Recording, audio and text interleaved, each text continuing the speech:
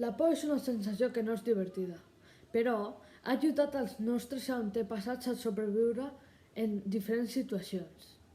Si no haguessin temut els animals, ja haurien sigut devorats per ells. Però la por en parlar en públic és diferent. Ningú parla sobre la por en parlar en públic, però a molta gent li passa que es queden paralitzats quan els toca parlar.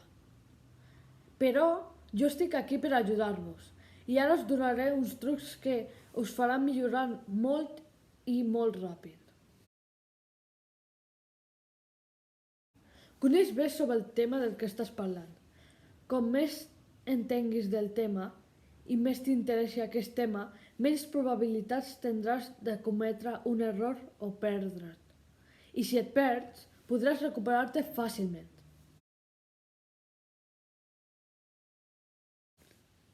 Respira profundament.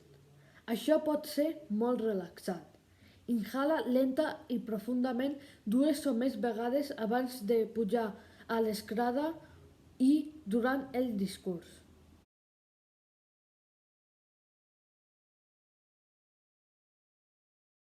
Practica la teva presentació diverses vegades.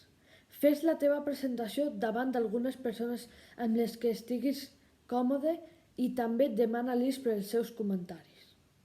També pot ser útil practicar amb algunes persones amb les que no estiguis tan familiaritzat.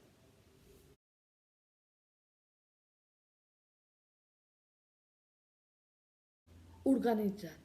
Amb anticipació, planifica atentament tota la informació que vols presentar i fins i tot qualsevol accessori o dispositiu d'àudio o visual.